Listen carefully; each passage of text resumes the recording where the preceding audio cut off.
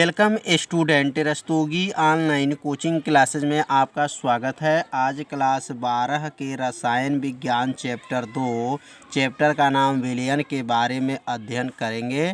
तो यह प्रतिदिन 7 बजे शाम को यह लाइव क्लास चलता है।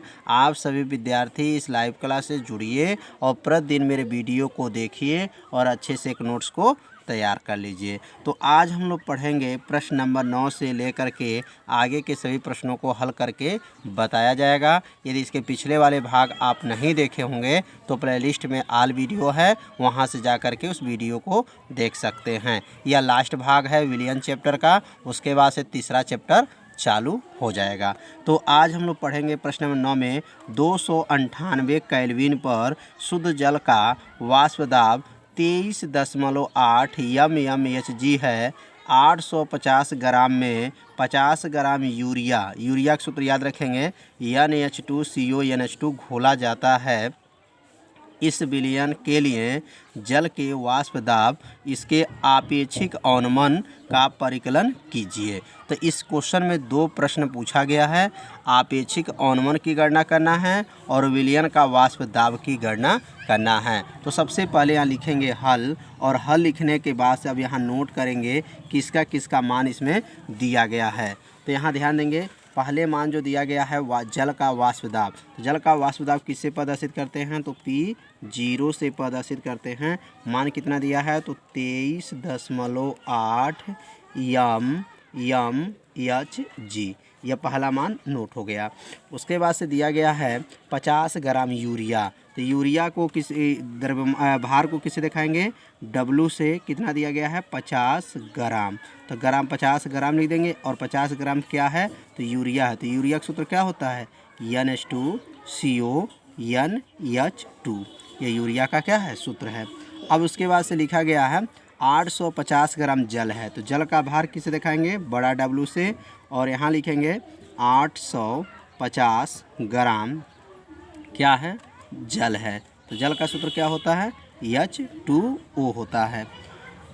उसके बाद इसमें क्या पूछा जा रहा है, तो इसमें वाष्प दाब, विलयन का वाष्प दाब किसे दिखाएंगे, PS से। PS बराबर प्रश्नवाचक हो गया। और आपेक्षिक अवनमन, इसमें दो प्रश्न को पूछा जा रहा है, तो गणना करना है आपेक्षिक अवनमन बराबर क्या कर लेंगे, आपेक्षिक अवनमन बराबर भी लिखेंगे यहाँ पर प्रश्नवाचक। यहाँ दो प्रश्न पूछा जा रहा है। अब यहाँ पे सबसे पहले ध्यान देंगे, जब आपेक्षिक अवनमन ज्ञात करेंगे तो पहले यहाँ देखेंगे, यहाँ पे मोलों की संख्या नहीं दिया गया है, और यहाँ पर जो यूरिया का अणुभार कितना होता है और जल का अणुभार कितना होता है इसमें नहीं दिया गया है। तो पहले सबसे पहले ध्यान देंगे कि पहले जो है यूरिया का अणुभार निकालेंगे, जल का अणुभार निकालेंगे, और यूरिया का मोलों की संख्या और जल का मोलों की संख्या को निकाल लेंगे, और उसके बाद से तब सूत्र को लागू करेंगे और तब जा कर के मान को निकालेंगे। अब यहाँ लिखेंगे, अब यहाँ जो मान लिखा जाएगा यूरिया के लिए, पहले हम किसके लिए निकालेंगे, यूरिया के लिए। यूरिया के लिए, तो जब यूरिया के लिए निकालेंगे तो पहले यूरिया का अणुभार कैसे निकलेगा। अब यूरिया का सूत्र क्या होता है, तो यहाँ लिखेंगे यूरिया का सूत्र जो होता है NH2CO क्या होता है, NH2 होता है। यहाँ लिख देंगे NH2CO, और फिर लिखेंगे NH2 का क्या निकालेंगे, अणुभार। तो अणुभार कैसे निकलता है आपको बताया गया है, जहाँ दिक्कत हो वहाँ पे कमेंट कीजिए। अब यहाँ पे जो है अणुभार किससे पहले प्रदर्शित करेंगे, तो M से। और यहाँ देखेंगे N का कितना होता है, तो 14 होता है, प्लस हो गया।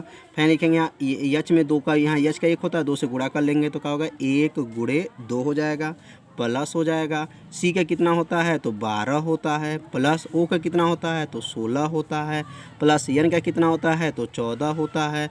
फिर इसके बाद से यहाँ पर H2 है, तो फिर लिखेंगे 1 गुणे 2 कर लेंगे। अब उसके बाद से इसको लिखेंगे M बराबर 14 प्लस, अब लिखेंगे इसके बाद से लिखेंगे 14 प्लस 2 1 नम 2 हो जाएगा, प्लस 12 प्लस 16 प्लस 14 प्लस 2। अब सबको जोड़ लेंगे तो जोड़ने पर M बराबर कितना आ जाएगा, तो M बराबर 60 आ जाएगा। तो इसका मतलब यूरिया का अणुभार कितना निकल गया, तो यूरिया का अणुभार 60 निकल गया। अब यहाँ मोलों की संख्या निकाल लेंगे। यहाँ लिखेंगे मोलों की संख्या, मोलों की संख्या का सूत्र क्या होता है? तो मोलों की संख्या का सूत्र होता है N बराबर W/M होता है। यह मोलों की संख्या किसके लिए है? तो यह यूरिया के लिए मोलों की संख्या सूत्र होता है कि भार बट्टा यम होता है, माने भार बट्टा अणुभार। तो N बराबर भार कितना था? तो भार कितना था? 50 ग्राम। भार कितना था? यूरिया कितना ग्राम था? 50 ग्राम था। और अणुभार कितना आ गया? तो 60 आ गया। अब यह 0 से 0 को काट देंगे, 6 से जब 5 में भाग कर देंगे तो कितना आ जाएगा? तो N बराबर आ जाएगा 0.83। यह किसका मान निकल गया? 0.83 किसका है? तो यह है यूरिया के मोलों की संख्या। अब इसी प्रकार जिस प्रकार यूरिया के लिए निकाले हैं, इसी प्रकार यहाँ क्या लिखेंगे? जल के लिए। अब यहाँ जल के लिए, अब जल के लिए निकालेंगे। अब यहाँ लिखेंगे जल के लिए। जैसे यूरिया के लिए निकाले हैं उसी प्रकार किसके निकालेंगे? जल के लिए। अब यहाँ H2O जो है जल, जैसे यहाँ पे यूरिया का अणुभार निकाले हैं, इसी प्रकार यहाँ क्या लिखेंगे? H2O का अणुभार। तो H2O का अणुभार कैसे निकलेगा? तो अब यहाँ पर जो है अणुभार को बड़ा एम से प्रदर्शित करेंगे। इसके पहले हम लोग छोटा एम से प्रदर्शित कर रहे थे, अब इसको हम क्या कहेंगे? बड़ा एम से, क्योंकि यह विलायक हो गया और यूरिया क्या है? विलय होता है। तो अब यहाँ यम बराबर, तो H का कितना होता है? तो H का 1 गुणे 2 कर लेंगे प्लस, और O का क्या होता है? 16 होता है। तो यम बराबर 2 1 का नम 2 हो गया प्लस आपका 16 और 2 जोड़ेंगे तो यम बराबर कितना हो गया? 18 हो गया। तो जल का जो अणुभार कितना आ गया? तो 18 आ गया। उसके बाद से अब यहाँ लिखेंगे मोलों की संख्या। अब मोलों की संख्या निकालेंगे। तो मोलों की संख्या का सूत्र क्या होता है? तो जल के मोलों की संख्या का जो सूत्र होता है, सूत्र हो जाएगा मोलों की संख्या बराबर, यहाँ लिखेंगे N, बड़ा N रहेगा आपका, N बराबर होगा W/M, मतलब भार बटा अणुभार होता है। अब N बराबर, अब भार जो है जल का भार कितना था? तो जल का भार 850 ग्राम था बटा, और जल का जो यहाँ पर अणुभार कितना निकला है? तो 18 निकला है। 18 से जो 850 में भाग कर लेंगे तो N का मान जो है निकल जाएगा 47.22। तो यह किसका संख्या निकल गया? तो यह जो है जल के मोलों की संख्या निकल गया 47.22। और इसके पहले जो मोलों की संख्या निकला था, यह यूरिया का मोलों की संख्या निकला था 0.83। अब ये जब दोनों मान निकल जाएगा तो हम लोग क्रमशः सवाल को जो है दिया गया, जो पूछा गया है, उसको क्या करेंगे? अब हल करेंगे। तो यहाँ पे जो दोनों मोलों की संख्या जो निकला है यहाँ पे नोट कर लेंगे। यह किसका था? तो यूरिया का था, और यह किसका था? जल का था। दोनों को जब संख्या यहाँ नोट कर लेंगे, अब यहाँ से लिखेंगे राउल्ट का नियम। क्या होता है? राउल्ट का नियम आप लोग पढ़े होंगे अभ्यास में। राउल्ट का नियम अगर आप नहीं पढ़े होंगे तो प्लेलिस्ट में ऑल वीडियो है, वहाँ से जा कर के उस वीडियो को देख सकते हैं। तो राउल्ट का नियम जो होता है क्या है? राउल्ट का नियम होता है कि आपेक्षिक अवनमन कितने के बराबर होता है? तो आपेक्षिक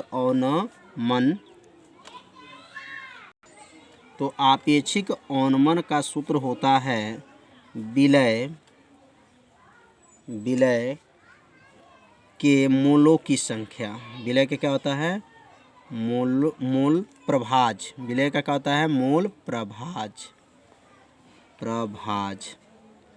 विलय के क्या होता है? मोल प्रभाज होता है। तो आपेक्षिक अवनमन विलय के मोल प्रभाज के क्या होता है? बराबर होता है। उसी को राउल्ट का नियम कहा जाता है। अब हमको किसका गणना करना था? तो आपेक्षिक अवनमन का गणना करना है। तो अब यहाँ लिखेंगे आपेक्षिक अवनमन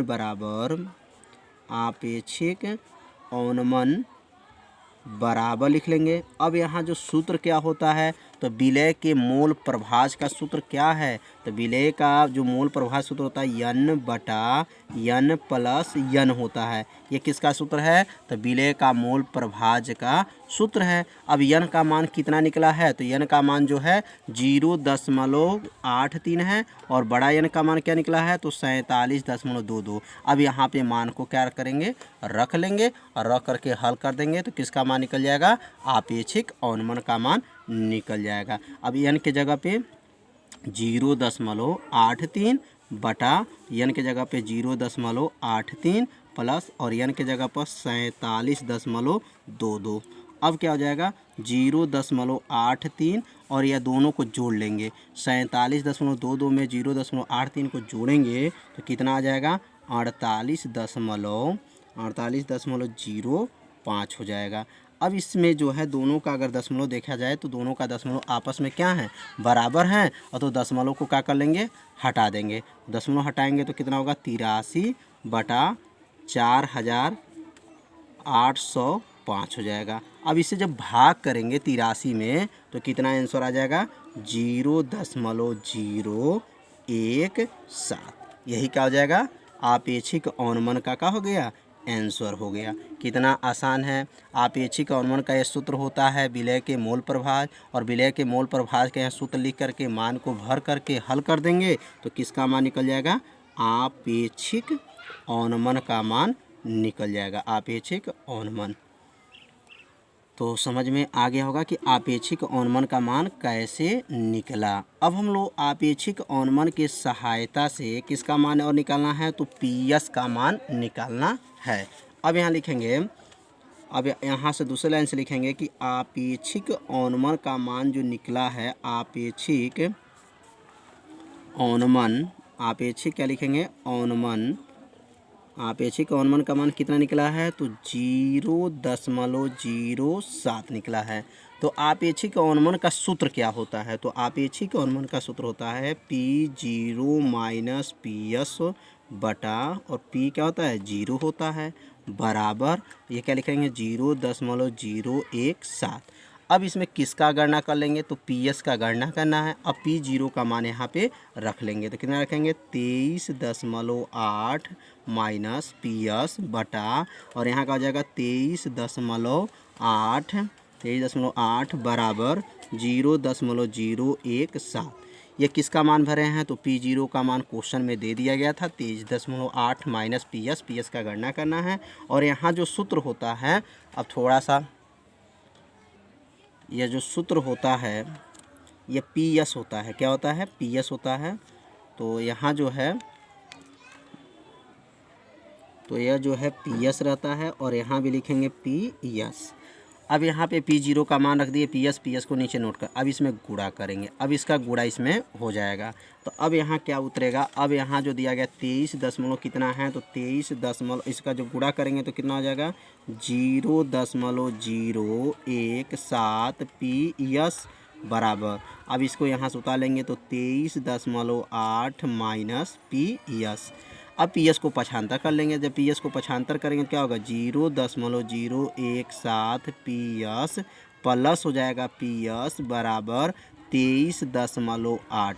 अब इसको PS इसमें से क्या कर सकते हैं कॉमन कर सकते हैं, अरे तो PS को और 0.017 PS को जोड़ेंगे तो कितना हो जाएगा 1.017 PS हो जाएगा बराबर कितना हो गया 23.8 हो जाएगा। अब PS बराबर क्या हो जाएगा तो PS बराबर 23.8 बटा 1.017। अब इसी इसमें भाग कर देंगे तो भाग देने पे कितना आ जाएगा तो 23 दशमलव कितना आ जाएगा 23.4 MMHg।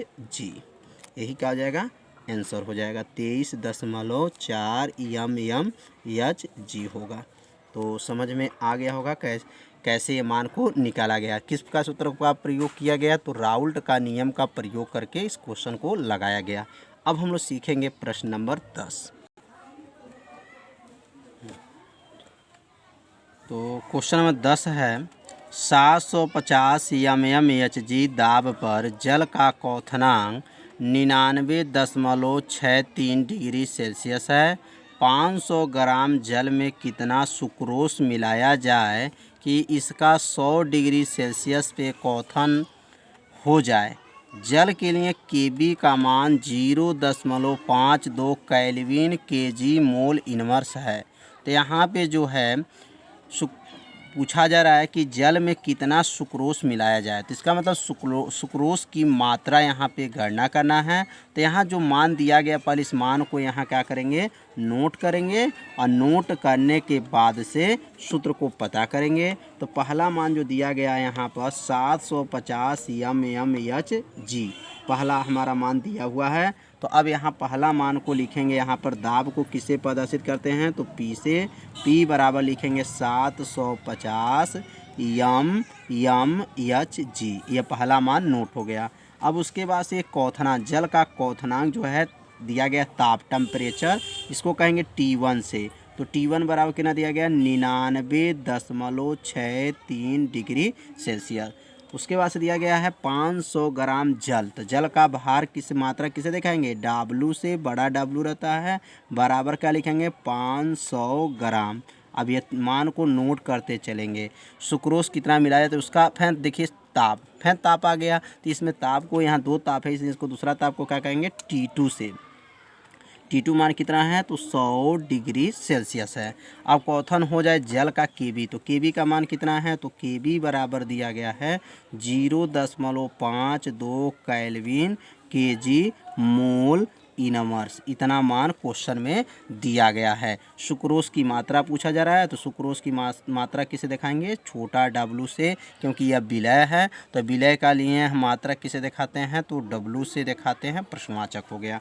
अब इतना मान देने के बाद अब हम लोग सोचेंगे कि सुक्रोज का सूत्र क्या होता है और सुक्रोज का जो है अणुभार कितना होता है, पहले गणना करेंगे और इसके बाद से सूत्र को पता करेंगे। तो अब यहाँ सुक्रोज का जो सूत्र क्या होता है तो सुक्रोज का सूत्र याद रखिएगा, सुक्रोज का सूत्र तो C12H22O11 होता है। का अणुभार निकालेंगे, अब यहाँ पर का अणुभार, तो अणुभार कैसे निकलता है हम सिखा दिए हैं आप लोगों को। अगर आप लोग नहीं जानते हैं तो सीख लीजिए कैसे अणुभार को निकाला जाता है। तो C का परमाणु भार कितना होता है तो 12 होता है, और यहाँ 12 है तो इसलिए 12 से क्या करेंगे गुणा करेंगे। H का कितना होता है तो 1 होता है, और 22 से यहाँ क्या करेंगे गुणा कर लेंगे। तो O का परमाणु भार 16 होता है, किससे गुणा करेंगे 11 से। अब यम बराबर 12 में 12 का गुणा करेंगे तो 144 होगा, 22 का नम 22 हो जाएगा, प्लस 16 में 11 गुणा करेंगे तो 176 हो जाएगा। तो यम बराबर अब इस सबको जोड़ लेंगे तो 342 हो जाएगा। कितना हो जाएगा यम बराबर 342। ये किसका अणुभार निकल गया तो यह जो है सुक्रोज का अणुभार निकल गया 342। अब यहाँ पे सूत्र लिखेंगे। सूत्र क्या होता है डेल टी बराबर होता है 1000 kb W बटा यम बड़ा W।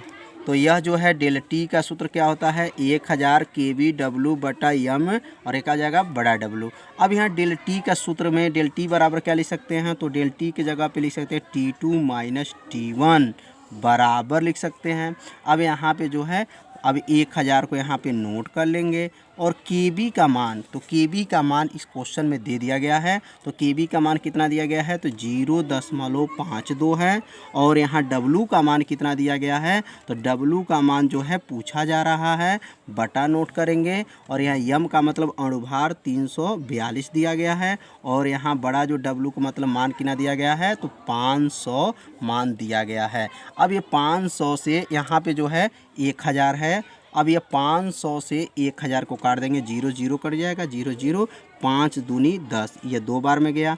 अब 2 से इसको काट देंगे, 2 से जब इसको काटेंगे तो कितना होगा 2 1 नम 2, 2 7 14, 2 1 नम 2, 171।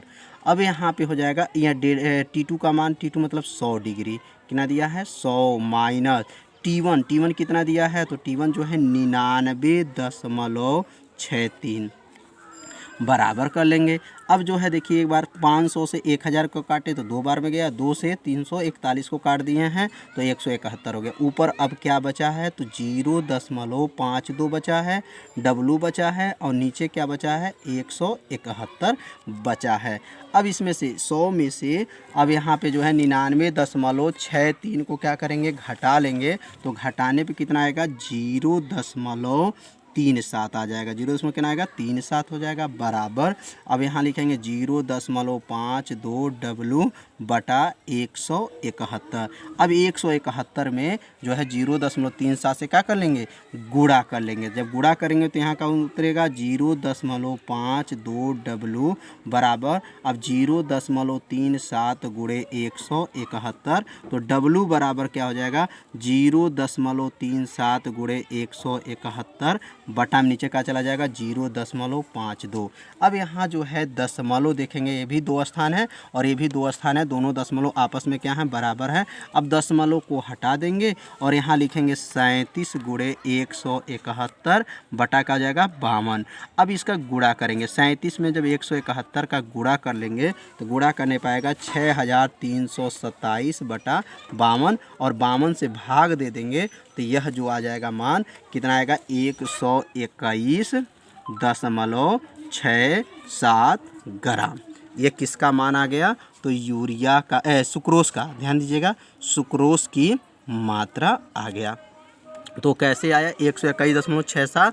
आप लोग वीडियो को एक बार और देखिएगा जिससे आपको पूरा अच्छे से क्या हो जाएगा, समझ में आ जाएगा। अब लास्ट क्वेश्चन विलयन का 11वां प्रश्न बचा है, अब उसको भी बता दिया जाए और समझिए कल से नया चैप्टर चालू किया जाएगा। तो प्रश्न नंबर 11 समझा जाए। तो प्रश्न नंबर 11 है एस्कार्बिल अम्ल विटामिन C6 जो C6 है यहाँ पर H8O6। ध्यान दीजिए ये किसका सूत्र है, तो एस्कार्बिल अम्ल का सूत्र है कि उस द्रव्यमान का परिकलन कीजिए जिसे 75 ग्राम एसिटिक अम्ल में घोलने पर उसके हिमांक में 1.5 डिग्री सेल्सियस की कमी हो जाए और KF का मान दिया गया है 3.9 केल्विन केजी मोल का इनवर्स दिया गया है।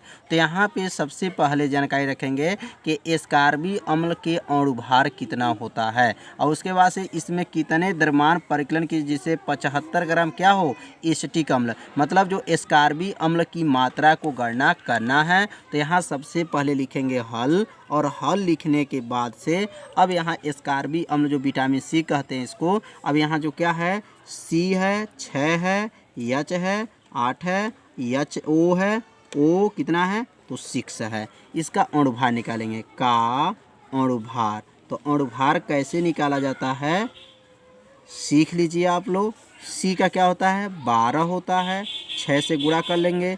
H का परमाणु भार 1 होता है, 8 से गुणा कर लेंगे। O का कितना होता है तो 16 होता है, 6 से गुणा कर लेंगे। अब उसके बाद से अब यहाँ अणुभार को यम से प्रदर्शित करेंगे, 12 में 6 का गुणा करेंगे तो 72 हो गया, 8 हो गया, प्लस हो गया 16 छक्के कितना होगा 96 होगा। सबको जोड़ लेंगे तो यम बराबर कितना हो जाएगा 176 हो जाएगा।